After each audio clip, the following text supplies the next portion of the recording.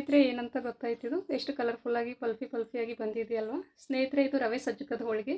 ಇದನ್ನು ಹೇಗೆ ಮಾಡೋದು ಅಂತ ನೋಡ್ಕೊಂಡು ಬರೋಣ ಬನ್ನಿ. ನಾನಿಲ್ಲಿ 250 ಗ್ರಾಮ್ ಅಂದರೆ ಪಾವು ಕಿಲೋ ಮೈದಾ ಹಿಟ್ಟನ್ನು ತೊಗೊಂಡಿದ್ದೀವಿ. ಅದಕ್ಕೆ ಸ್ವಲ್ಪ ಉಪ್ಪನ್ನು ಹಾಕಿ ಆಮೇಲೆ ಒಂದು ಅರ್ಧ ಸ್ಪೂನಷ್ಟು ಒಳ್ಳೆಣ್ಣೆನ ಬೆರೆಸಿಬಿಟ್ಟು ನೀರನ್ನು ಹಾಕಿ ಚೆನ್ನಾಗಿ ಹಿಟ್ಟನ್ನು ನಾದಬೇಕು ಸ್ನೇಹಿತರೆ. ತುಂಬ ಅಂದರೆ ತುಂಬ ಚೆನ್ನಾಗಿರುತ್ತೆ. ನೀವು ಈ ರೆಸಿಪಿನ ನಾಡಿದ್ದು ಏನು ವರಮಹಾಲಕ್ಷ್ಮಿ ಹಬ್ಬ ಬರ್ತಾ ಇದೆಯಲ್ವ, ದೇವಿಗೆ ನೈವೇದ್ಯಕ್ಕೂ ಕೂಡ ಇದನ್ನು ಮಾಡ್ಕೊಳ್ಬಹುದು. ಶ್ರೇಷ್ಠವಾದ ಪ್ರಸಾದ ಅಂತ ಹೇಳ್ತಾರೆ ನಮ್ಮ ಹಳ್ಳಿ ಕಡೆ.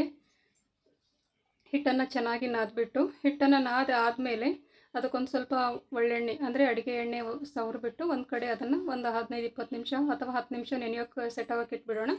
ಅಲ್ಲಿವರೆಗೂ ಸಜ್ಜಕದ ಹೂರಣ ಮಾಡ್ಕೊಂಡು ಬರೋಣ. ನೋಡಿ, ನಾವಿಲ್ಲಿ ಒಂದು ಪಾತ್ರೆಗೆ 1.5-2 ಗ್ಲಾಸ್ ಅಷ್ಟು ನೀರು ಹಾಕಿಬಿಟ್ಟು ಅದಕ್ಕೆ 2.5 ಬಟ್ಲಷ್ಟು ಸಕ್ಕರೆ ಹಾಕಿದ್ದೀವಿ. ಅಳತೆ ಗೊತ್ತಾಗುತ್ತೆ ಸ್ನೇಹಿತರೆ, ರುಚಿ ಹೆಚ್ಚು ಕಡಿಮೆ ಮಾಡ್ಕೊಳ್ಬೋದು. ನೀವು ಅಳತೆ ಪ್ರಕಾರ ಮಾಡ್ಕೊಳ್ಳಿ. ನಾನಿಲ್ಲಿ ಯಾವುದೂ ಮೆಜರ್ಮೆಂಟ್ ಅಡುಗೆ ಮಾಡ್ತಾ ಇಲ್ಲ. ನೀರು ಕುದೀತಾ ಇದೆ. ಅದಕ್ಕೆ 1-2 ಏಲಕ್ಕಿ ಕಾಯಿನ ಕುಟ್ಟಿಬಿಟ್ಟು ಪುಡಿ ಮಾಡಿ ಹಾಕಿದ್ವಿ. ಇವಾಗ ನೋಡಿ, ನಾವು 1/4 kg ರವೆಯಿಂದ ಮಾಡ್ತಾ ಇರೋದು. 1/4 kg ರವೆನ ಹಾಕಿ ಇದನ್ನು ಸಜ್ಜಕ ಕುದಿಸ್ತಾ ಇದ್ದೀವಿ. ನೋಡಿ ಸ್ನೇಹಿತರೆ, ಇದನ್ನು ಗಟ್ಟಿಯಾಗಿ ಮಾಡ್ಕೊಳ್ಬೇಕು. ಶೀರಾ ಅಂತ ನಾವೇನು ಮಾಡ್ತೀವಿ ಅಲ್ವಾ, ಅದಕ್ಕಿಂತ ಸ್ವಲ್ಪ ಗಟ್ಟಿನೇ ಆಗಿರಬೇಕು. ಅಂದರೆ ಹೂರಣ ಆದಂಗೆ ಆಗಬೇಕು ಇದನ್ನು.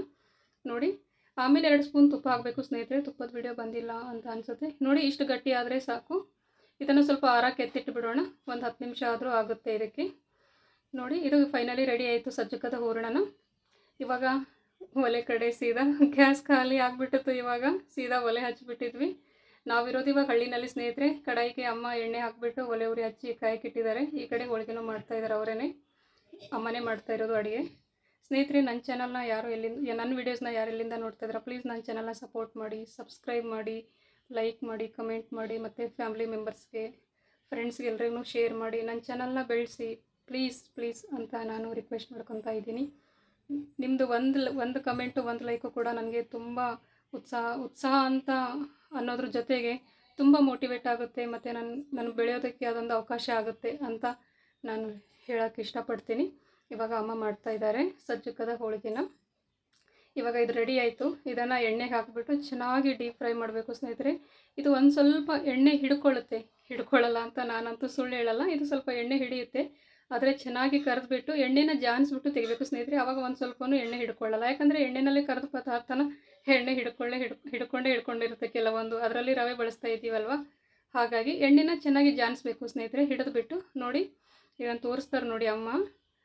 ಇದನ್ನು ಒಂದು ಸ್ವಲ್ಪ ಜಾಲರಿಯಿಂದ ಆಮೇಲೆ ಈ ತಟ್ಟೆನಲ್ಲಿ ಹಾಕಿಬಿಟ್ಟು ಒಂದು ಕಡೆ ಇಟ್ಬಿಟ್ಟಿದ್ದಾರೆ. ಎಣ್ಣೆನೆಲ್ಲ ಕೆಳಗಡೆ ಬಂದುಬಿಡುತ್ತೆ ಇದಕ್ಕೆ. ಆಮೇಲೆ ನಾವು ಬೇರೆ ತಟ್ಟೆಗೆ ಹಾಕ್ಕೊಂಡು ಸರ್ವ್ ಮಾಡಿದ್ದು. ನೋಡಿ, ಇವಾಗ 2 ಮಾಡಾಗಿದೆ. ಇನ್ನೊಂದು ತೋರಿಸ್ತಾ ಇದ್ದಾರೆ.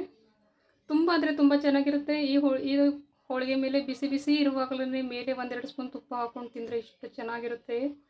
ಅಬ್ಬಬ್ಬಾ, ಬ್ರಹ್ಮಾಂಡ ಸ್ನೇಹಿತರೆ. ತುಂಬ ಅಂದರೆ ಖಂಡಿತವಾಗಲೂ ತುಂಬ ಚೆನ್ನಾಗಿರುತ್ತೆ. ನಾವು ಹಳ್ಳಿ ಕಡೆಯಲ್ಲಿ ಬಂದಾಗಂತೂ ಏನೂ ಇರದೇ ಇದ್ದರೂ ಕೂಡ ನಾವು ಮಾಡಿಸ್ಕೊಂಡು ಅಮ್ಮನ ಕಡೆ ಮಾಡಿಸ್ಬಿಟ್ಟು ತಿಂತೀವಿ. ತುಂಬ ಅಂದರೆ ತುಂಬ ಚೆನ್ನಾಗಿರುತ್ತೆ. ನಮ್ಮ ಮನೆಯಲ್ಲಿ ಒಬ್ಬರನ್ನ ಬಿಟ್ಟು ಮಿಕ್ಕಿರೋರಿಗೆ ಎಲ್ರಿಗೂ ಇದು ತುಂಬ ಇಷ್ಟ.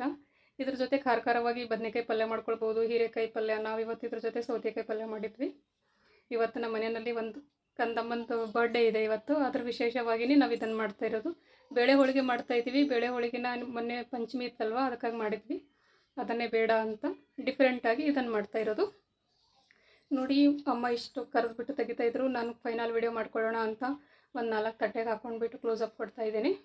ಮಿಕ್ಕಿರೋದನ್ನು ಆಮೇಲೆ ಅಮ್ಮ ಮಾಡಿಬಿಟ್ಟು ಎತ್ತಿಟ್ಟಿದ್ದಾರೆ. ನೋಡಿ, ಎಷ್ಟು ಚೆನ್ನಾಗಿ ಬಂದಿದೆ ಅಲ್ವಾ.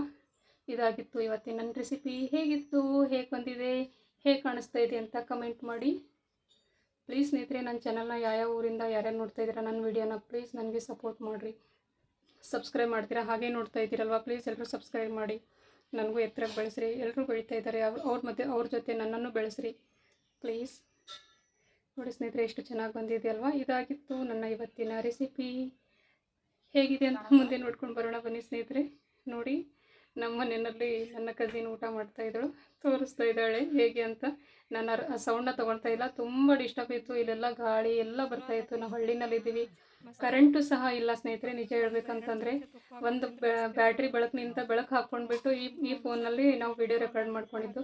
ಅಪ್ಲೋಡ್ ಮಾಡೋಕ್ಕೇ ಇಲ್ಲಿ ನೆಟ್ವರ್ಕು ಸಹಿತ ಹರಸಾಹಸ ಗೊತ್ತು. ನೆಟ್ವರ್ಕು ಸಹ ಸರಿಯಾಗಿಲ್ಲ. ಒಂದು ವಿಡಿಯೋ ಅಪ್ಲೋಡ್ ಆಗೋಕ್ಕೆ ಸುಮಾರು 2.5-3 ತಾಸು ಟೈಮ್ ತೊಗೊಳುತ್ತೆ. ಅದರಲ್ಲೂ ಆಗಿಲ್ಲ. ಲಾಸ್ಟ್ 2 ದಿನದ ಪಂಚಮಿ ಹಬ್ಬದ ವಿಡಿಯೋನೇ ಅಪ್ಲೋಡ್ ಆಗಿಲ್ಲ ಸ್ನೇಹಿತರೆ. ಅದು ಒಲೆ ಮೇಲೆ ಇಷ್ಟೇ ಹೇಳಬೇಕಿತ್ತು. ಇನ್ನೇನು ಹೇಳೋದಿರುತ್ತೆ. ಹಳ್ಳಿನಲ್ಲಿ ಇದೇ ಸಮಸ್ಯೆ ಅಲ್ವಾ, ಹಾಗಾಗಿ ಇರಲಿ, ಏನು ತೊಂದರೆ ಇಲ್ಲ. ನೋಡಿ ಸ್ನೇಹಿತರೆ, ಇದಾಗಿತ್ತು ನಮ್ಮ ಇವತ್ತಿನ ರೆಸಿಪಿ. ನಾನು ಮುಂದಿನ ಒಳ್ಳೆ ರುಚಿಯಾದ ಹಳ್ಳಿ ಅಡುಗೆಯೊಂದಿಗೆ ಮತ್ತೆ ಬರ್ತೇನೆ ಮುಂದಿನ ರೆಸಿಪಿನಲ್ಲಿ. Thank you so much. Bye ಎಲ್ರಿಗೂ.